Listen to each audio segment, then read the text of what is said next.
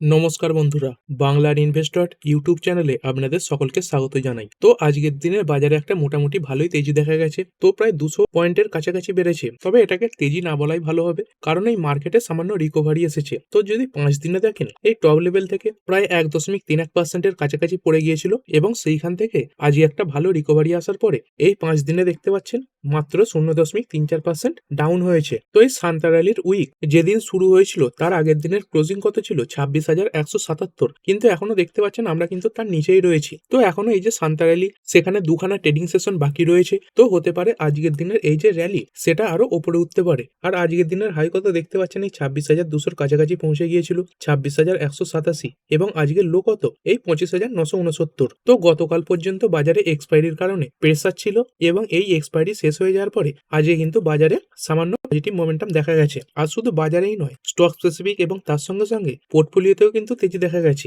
যদি বিভিন্ন ইন্ডাইসেসের কথা বলি, নিফটি 50 এটা তো 0.1%-এর কাছাকাছি বেড়েছে। তারপরে নেক্সট 50 এটাও 1%-এর উপরে বাড়া। নিফটি ব্যাংক এটা 0.69% বেড়েছে। ফাইন্যান্সিয়াল সার্ভিস এটা 0.84% বাড়া। মিড ক্যাপ সিলেক্ট এটা বেড়েছে 1.29%। তারপরে নিফটি 100, 200, 500 সবই দেখতে পাচ্ছেন প্রায় 0.80%-এর কাছাকাছি বাড়া রয়েছে।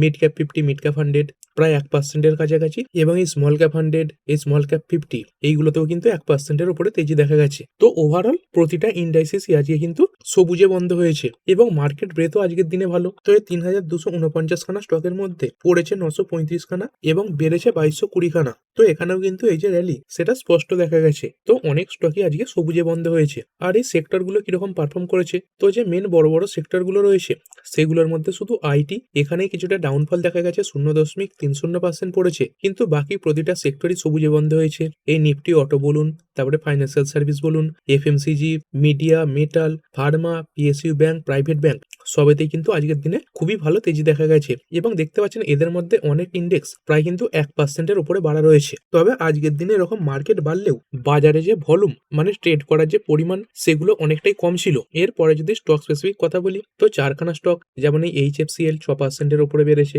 তারপরে সায়েন্ট এটাও 2.30% বাড়া। টিটাগড় রেল এটাও 1.5%-এর উপরে বেড়েছে এবং এই এনসিসি লিমিটেড এটা বেড়েছে 3.47%। তো এই চারটে স্টক বাড়ার পেছনে কিছু কারণও রয়েছে। তো কি কারণ? এই কোম্পানিগুলো এফএনও সেগমেন্টে ছিল, মানে ডেরিভেটিভ সেগমেন্টে ছিল। তো সেই ডেরিভেটিভ সেগমেন্ট থেকে এই কোম্পানিগুলো কিন্তু এক্সিট নিয়েছে। তো এই এফএনও সেগমেন্ট বা ডেরিভেটিভ সেগমেন্ট এইখানে থাকার মানে কি? এইখানে থাকা মানে হেজিং এর যে সুবিধা সেটা পাওয়া যায়। তো এর মধ্যে অনেক সুবিধা থাকে, কিন্তু একটা প্রবলেম থাকে, স্টকে কিন্তু বড় বড় মুভ আসতে পারে। সেটা ওপর দিকেই বলুন বা নিচের দিকেই বলুন, 20-30% পর্যন্ত কিন্তু পড়ে যায়। কারণ এফএনও সেগমেন্টে থাকা স্টকে কোনো এই আপার সার্কিট বা লোয়ার সার্কিটের লিমিট থাকে না। তো অনেকে কি করে, যেসব স্টক এই এফএনও সেগমেন্টে আছে সেগুলোতে এন্ট্রি নেয় না। তো এই এফএনও সেগমেন্ট থেকে বেরোনোর কারণে স্টকগুলোতে কিছুটা তেজি এসেছে এবং যেই স্টকগুলো এফএনও সেগমেন্টে ঢুকেছে সেইগুলোতে আজকে কিছুটা নেগেটিভিটি দেখা গেছে। যেমন কি এই সুইগি এটা এফএনওতে ঢুকেছে, এটা 2%-এর কাছাকাছি পড়েছে।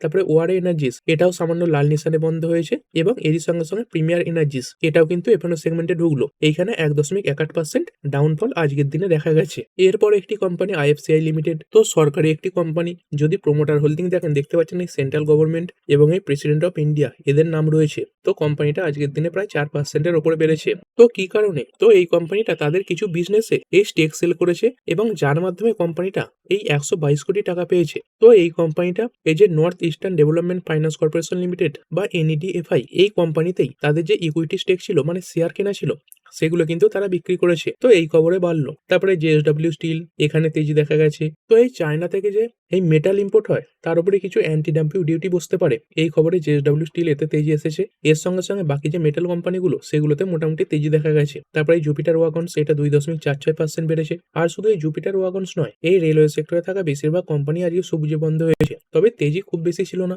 দেখতে পাচ্ছেন বিএমএল এটা 1.5%-এর কাছাকাছি বাড়া। কঙ্কর এটা বেড়েছে 1.14%। ইরকন 3.47%। মানে বেশিরভাগই দেখতে পাচ্ছেন সবই কিন্তু ওই পজিটিভ, যেগুলো নীল রয়েছে এগুলো সব পজিটিভে। তো এই একটা দুটো বাদ দিয়ে সবই কিন্তু সবুজে বন্ধ হয়েছে। তো এই সরকারি যে সেক্টর রয়েছে সেগুলোতে কিন্তু মোটামুটি এই তেজি দেখা যাচ্ছে। তো এরকম একটা সাইকেল থাকে, যে সময় এই গভর্নমেন্ট সেক্টরে থাকা কোম্পানিগুলো ভালো পারফর্ম করে, তো সেরকমই কিন্তু দেখা যাচ্ছে। তো এই সময় পিএসইউ যে সেক্টর রয়েছে সেদিকে কিন্তু ফোকাস রাখতে পারেন। এবং এরই সঙ্গে সঙ্গে অয়েল মার্কেট রিলেটেড যে কোম্পানি রয়েছে, মানে তেল নিয়ে যাদের ব্যবসা, সেগুলো আজকে ভালো পারফর্ম করেছে। তো এখানে যেমন দেখতে পাচ্ছেন এমআর এনআরপিএল 6.24% বাড়া। তারপরে চেন্নাই পেট্রোলিয়াম এটা বেড়েছে 5.13%। তারপরে হিন্দুস্তান পেট্রোলিয়াম এটাও 6%-এর ওপরে বাড়া। ভারত পেট্রোলিয়াম এটাও বেড়েছে 3.78%। এবং এই যে ইন্ডিয়ান অয়েল কর্পোরেশন এখানেও কিন্তু 3%-এর কাছাকাছি তেজি দেখা যাচ্ছে। তো গতকাল একটা খবর এসেছিল এই নভেম্বর মাসে ইন্ডিয়ার যে ক্রুড অয়েল ইম্পোর্ট সেটাই 11.1% বেড়েছে। তো হতে পারে এই খবরের কারণেই এই তেলের কোম্পানিগুলোতে তেজি এসেছে।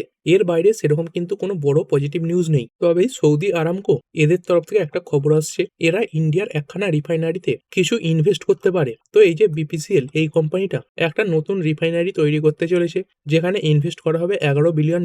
তো সেখানে কিন্তু এই যে সৌদি আরামকো এরা প্রায় 20% স্টেক কিনতে পারে। তো এই সৌদি আরামকোর যদি কথা বলি, এই পেট্রোলিয়াম সেগমেন্টে একটা বড় কোম্পানি। তো দেখতে পাচ্ছেন এই সৌদি আরবিয়ান যে অয়েল কোম্পানি রয়েছে এই সৌদি আরামকো, তার যে উইকিপিডিয়া সেটা খুলে নিয়েছি। তো এটা কিসে কাজ করে থাকে, এই পেট্রোলিয়াম, ন্যাচারাল গ্যাস এবং পেট্রোকেমিক্যাল এই সেগমেন্টে কাজ করে থাকে। এবং দেখতেই পাচ্ছেন কত বড় বিজনেস। এই রেভিনিউ প্রায় $480 বিলিয়ন। তারপরে নেট ইনকাম দেখতে পাচ্ছেন $106 বিলিয়ন। তো এত বড় একটা কোম্পানির কিন্তু একটা ইনভেস্টমেন্টের খবর সামনে এসেছে। তো এটাও একটা পজিটিভ মোমেন্টাম তৈরি করেছে। তারপরে দীপক ফার্টিলাইজার্স পেট্রোকেম এটা 6.70% বেড়েছে। তবে যদি 5 দিনে দেখেন অনেকটাই নিচে পড়ে গিয়েছিল। যদি টপ লেভেল থেকেও দেখেন প্রায় 5%-এর উপরে পড়া ছিল এবং সেইখান থেকে আজকে ভালো একটা র্যালি দেখিয়ে দিয়েছে। তারপরে পিসিবিএল এটা 5.80% বাড়া। এরপরে যদি পড়া শেয়ারগুলোর ব্যাপারে কথা বলি, তো অনেক শেয়ারই পড়েছে। তার মধ্যে কিছু আজকে ফোকাসে ছিল, যেমন এই প্রিভি স্পেশালিটি কেমিক্যাল লিমিটেড 12.40% পড়েছে। তবে একসময় এই পতন আরো বেশি ছিল। তো যখন দেখতে পাচ্ছেন এরকম লো লাগিয়েছিল 2751, তখন প্রায় 15% নিচে ছিল। তো গতকালই কভার করেছিলাম কোম্পানিতে একটা ব্লক ডিল হতে চলেছে। তো গতকাল কি কভার করেছিলাম যে এই কোম্পানির প্রমোটাররা প্রায় 700 কোটি স্টেক বিক্রি করতে পারে এবং এই ফ্লোর প্রাইস কতর কথা বলেছিলাম, এই 2835 থেকে 2850। কিন্তু আজকের দিনে এই যে স্টেক সেলের পরিমাণ সেটাও বেড়েছে এবং তার সঙ্গে সঙ্গে যে প্রাইসে এই ব্লক ডিল হওয়ার কথা ছিল সেই প্রাইসটাও কিন্তু অনেক নিচে রাখা হয়েছে, মানে যেটা রিপোর্টে এসেছিল তার থেকে অনেকটা নিচে। তো দেখতে পাচ্ছেন 700 কোটির জায়গায় প্রায় 1086 কোটির শেয়ার কিন্তু কোম্পানি বিক্রি করে দিয়েছে। আর এই ফ্লোর প্রাইস কত ছিল দেখতে পাচ্ছেন 2799 পার শেয়ার, মানে যে রিপোর্ট সামনে এসেছিল তার থেকে কিন্তু এই যে ব্লক ডিলের পরিমাণ সেটাও বেশি ছিল এবং ফ্লোর প্রাইস আরো বেশি ডিসকাউন্টে ছিল। তো সেসব কারণেই এত বড় পতন কিন্তু দেখা গেছে। তবে কোম্পানির বিজনেস ভালো রয়েছে। কোম্পানি কি কাজ করে থাকে দেখতে পাচ্ছেন, এই ম্যানুফ্যাকচার করে থাকে, সাপ্লাই করে থাকে এবং এক্সপোর্ট করে থাকে কি এই অ্যারোমা এবং ফ্র্যাগ্রেন্স। তো এই জিনিসগুলো কোথায় ব্যবহার হয় দেখতে পাচ্ছেন, সোম মানে সাবান, তার সঙ্গে সঙ্গে ডিটারজেন্ট, তারপরে এই শ্যাম্পু রয়েছে এবং যে আদার ফাইন ফ্র্যাগ্রেন্স রয়েছে সেখানে কিন্তু ইউজ হয়। তো কোম্পানির নাম্বারও ভালো। যদি কোম্পানির কোয়ার্টারলি রেজাল্ট দেখি, তো কোম্পানির সেলস দেখতে পাচ্ছেন রিসেন্ট কোয়ার্টারে মানে টপ এসেছে একবারে 679 কোটি। তো দেখতে পাচ্ছেন এর আগে এরকম সেলস কোম্পানি কিন্তু দেখায়নি। তো একদম খুব ভালো একটা সেলস কোম্পানি দেখিয়েছে। তার সঙ্গে সঙ্গে অপারেটিং প্রফিট এটাও দেখতে পাচ্ছেন 133, 132, 182 এটাও টপে রয়েছে। এবং যদি নেট প্রফিটের কথা বলি, তো এই 45 কোটি থেকে বেড়ে 90 কোটি হয়েছে এবং আগের কোয়ার্টারের কথা ছিল 58 কোটি। তো সব জায়গাতেই খুব ভালো একটা নাম্বার এই কোম্পানি দেখিয়েছে। এবং যদি শেয়ার হোল্ডিং প্যাটার্নের কথা বলি, তো দেখতে পাচ্ছেন এই দুটো কোয়ার্টার আগেই মানে এই জুন কোয়ার্টারে কোম্পানি প্রায় 5%-এর কাছাকাছি স্টেক বিক্রি করে দিয়েছিল। এই 74% থেকে কমিয়ে করেছিল 69.89%। আবার কিন্তু আজকের দিনে অনেকটা স্টেক বিক্রি করলো, মানে পরের বারে যখন এই ডেটাটা আপডেট হবে তখন এই যে হোল্ডিং সেটা কমে যাবে। তবে এখানে এফআইআই এদের তরফ থেকে বাইং এসেছে। দেখতে পাচ্ছেন এই স্টেক বেড়ে হয়েছে 1.33%। তারপরে ডিআইআই এরাও বাড়িয়েছে, বর্তমানে সব থেকে উঁচু জায়গায় আছে 4.55% এবং পাবলিক এদের কাছে রয়েছে 24.24%। তো প্রমোটার এবং পাবলিক এদের কাছেই বেশি আছে, কিন্তু এই এফআইআই এবং ডিআইআই এরাও আস্তে আস্তে ঢুকছে। তো খুব বড় একটা কোম্পানিও না, দেখতে পাচ্ছেন মিড ক্যাপ সাইজের কোম্পানি 11,018 কোটির মার্কেট ক্যাপ রয়েছে। তো এরকম কোম্পানিতে এরকম যে শেয়ার হোল্ডিং এটাই কিন্তু দেখা যায়। তবে সবই দেখতে পাচ্ছেন কোম্পানির যে বিজনেস সেটাও ভালো রয়েছে এবং কোয়ার্টারলি নাম্বার এটাও ভালো রয়েছে। তো এটাকে স্টাডি করতে পারেন। এবং যদি কোম্পানির বর্তমান প্রাইসের কথা বলি, তো এরকম প্রাইস এর আগে কোন সময় করেছিল, তো দেখতে পাচ্ছেন এই অক্টোবর মাস করে এই প্রাইস কিন্তু এই 2800-2700 এরকম রেঞ্জে ঘোরাঘুরি করছিল। তো সেই জায়গা থেকে অনেকটা র্যালি দিয়েছিল, প্রায় 18 থেকে 20%-এর কাছাকাছি বেড়েছিল। আবার কিন্তু সেই একই জায়গায় ফিরে এসেছে। তো এই গত কয়েক মাসের লেভেল থেকে অনেকটা ডিসকাউন্টেই পাওয়া যাচ্ছে। এবং যদি টেকনিক্যালের কথা বলি, তো দেখতে পাচ্ছেন এই 20 ডেজ ইএমএ তার কাছে ঘোরাফেরা করেছিল, কিন্তু আজকের দিনে অনেকটা নিচেই নেমে এসেছে, মানে অনেকটা ডিসকাউন্টেই পাচ্ছেন। তারপরে আশা ইন্ডিয়া ক্লাস 3%-এর কাছাকাছি ডাউন হলো। তো ভালোই একটা ভলিটিলিটি দেখা যাচ্ছে, কোনোদিন বাড়ছে কোনোদিন পড়ছে। তো আজকের দিনে কিন্তু প্রায় 3%-এর কাছাকাছি পড়েছে। তারপরে আদিত্য বিড়লা এমসি এটা 2.64% ডাউন। হনাসা কনজিউমার পড়েছে 1.84%। তারপরে নবীন ফ্লোরিন এটা পড়েছে 3.60%। তো যেই স্টকগুলোতে মোটামুটি একদিন দুদিন তেজি দেখা যাচ্ছে সেগুলোই কিন্তু আস্তে আস্তে পড়ছে, মানে অন্য সেরকম স্টক কিন্তু র্যাডারে আসছে না। তারপরে রেডিগো কয়টান এটা পড়েছে 2.5% কাছাকাছি। আর এরপরে যদি কথা বলি এই শেয়ার মার্কেট রিলেটেড যে কোম্পানিগুলো রয়েছে সেগুলো আজকে ভালো পারফর্ম করেছে, কারণ মার্কেটও ভালো পারফর্ম করছে। যেমন তারই মধ্যে এই বিএসসি দেখতে পাচ্ছেন 2% উপরে বেড়েছে, এবং যদি কথা বলি সিটিএসএল এটাও কিন্তু প্রায় 0.1% কাছাকাছি বেড়েছে। এবং এর সঙ্গে সঙ্গে আরো একটা কোম্পানি যেটা মূলত কমোডিটি ট্রেডিং এর সঙ্গে যুক্ত এই এমসিএক্স এটাই 2% উপরে বেড়েছে। তো বিভিন্ন যে মেটাল সেখানে তেজি দেখা যাচ্ছে, এবং তার সঙ্গে সঙ্গে কিছু ব্রোকার এই স্টকটার প্রতি বুলিশও হয়েছে। তো দেখতে পাচ্ছেন এই যে আইসিআইসিআই সিকিউরিটি তারা এই কোম্পানির যে টার্গেট প্রাইস সেটা বাড়িয়ে দিয়েছে। তো বাড়িয়ে কত করেছে 12,500, আর বর্তমানে কতই চলছে, বর্তমানে এই 11,125 কাছাকাছি চলছে। তো মোটামুটি বলতে পারেন প্রায় 1400 পয়েন্ট উপরে টার্গেট কিন্তু দিচ্ছে। তারপরে সোলার ইন্ডাস্ট্রিজ লিমিটেড 1.96% বেড়েছে, কোম্পানি কিছু অর্ডারও পেয়েছে। তো এই কোম্পানিটা মূলত এই যে কোল ইন্ডিয়া এদের তরফ থেকে অর্ডার পেয়েছে। কত টাকার অর্ডার, 1746 কোটি টাকার অর্ডার। তো এই সোলার ইন্ডাস্ট্রি এই কোম্পানিটা কিসে কাজ করে থাকে, মূলত যে এক্সপ্লোসিভ তার সঙ্গে সঙ্গে ডেটোনেটরস এই সেগমেন্টে কাজ করে থাকে, মানে বিস্ফোরক টাইপের যে জিনিস সেইগুলো কিন্তু তৈরি করা এই কোম্পানির কাজ। তো বিভিন্ন যে মাইন রয়েছে তার সঙ্গে সঙ্গে ডিফেন্স সেই সেগমেন্টে কিন্তু কোম্পানি তাদের যে প্রোডাক্ট সেগুলো সাপ্লাই করে থাকে।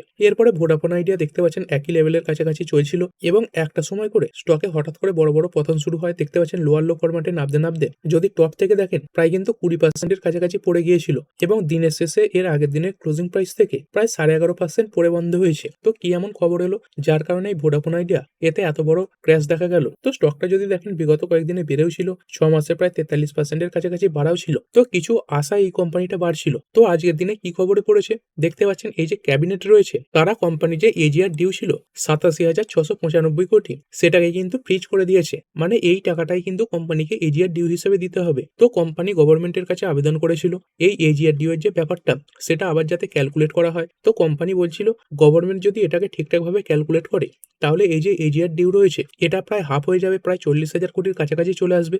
কিন্তু দেখতে পাচ্ছেন এই যে ক্যাবিনেট রয়েছে বা গভর্নমেন্ট বডি তারা কিন্তু সেটাকে আর ক্যালকুলেট করেনি, এবং এই টাকাটাই বলে দিয়েছে এই কোম্পানিকে পুরোপুরি ডিউ হিসাবে দিতে হবে, মানে পেমেন্ট করতে হবে। তো এই এজিআর ডিউ এর ব্যাপারটা কি ছিল তো চলুন একটু ছোট করে দেখে নিই। তার আগে বলে দিই এই এজিআর এর মানে কি, এর মানে হচ্ছে অ্যাডজাস্টেড গ্রস রেভিনিউ। তো বিভিন্ন যে টেলিকম কোম্পানিগুলো ইনকাম করে তার মধ্যে কিছু একটা পার্সেন্টেজ এই গভর্নমেন্টকে দিতে হয়, তো সেটাকে কিন্তু এজিআর ডিউ বলা হয়। তো সেই হিসাবেই অনেক টাকা এই ভোডাফোন আইডিয়ার কিন্তু বাকি রয়েছে এই 87,695 কোটি। তো এর আগে গভর্নমেন্ট এবং তার সঙ্গে সঙ্গে টেলিকম যে কোম্পানিগুলো এদের মধ্যে ডিসপুট চলছিল এই এজিআর ডিউ এর যে ক্যালকুলেশনের নিয়ম সেই ব্যাপারে। তো এই টেলিকম কোম্পানিগুলো কি বলছিল যে এই এজিআর এটা নেওয়া হোক শুধুমাত্র কোম্পানির যে কোর বিজনেস রয়েছে, যেমন এই ইন্টারনেটের বিজনেস তার সঙ্গে সঙ্গে কলিং বিজনেস সেইখান থেকে। কিন্তু গভর্নমেন্ট এরা কি বলছিল, এরা বলছিল কোম্পানির অল যে রেভিনিউ রয়েছে মানে এই কলিং ইন্টারনেট এগুলো বাদ দিয়েও কোম্পানি ইনভেস্ট করে রাখে, কোম্পানির বিভিন্ন অ্যাসেট থাকে, সেই অ্যাসেটগুলো সেল করে কোম্পানি টাকা তোলে। গভর্নমেন্ট সেটাই বলছিল পুরো যে রেভিনিউ সেইটার ওপর কিন্তু এজিআর বসবে। তো সেই ব্যাপারে ডিসপুট চলছিল, এবং সেই কেসে এই সুপ্রিম কোর্ট তারা কিন্তু রায় দিয়ে দিয়েছে যে অল রেভিনিউ এর ওপরেই এই যে এজিআর সেটা ধার্য হবে। তো তারপরে এই যে এজিআর সেগুলো বিভিন্ন কোম্পানি যেমন ভোডাফোন আইডিয়া তার সঙ্গে সঙ্গে এয়ারটেল জিও এদের উপর বেড়ে গিয়েছিল। তো সেটাই দেখতে পাচ্ছেন এই যে রিলিফ সেটা ফলস বিলো স্ট্রিট এক্সপেকটেশন, মানে মার্কেট যেরকম আশা করে চলছিল তার থেকে কিন্তু নিচে এসেছে, মানে অনেকটাই খারাপ। কোম্পানিতে এটাই আশা করছিল যে এই এজিআর ডিউ সেটা অনেকটা কমবে, কিন্তু সেটা কমেনি।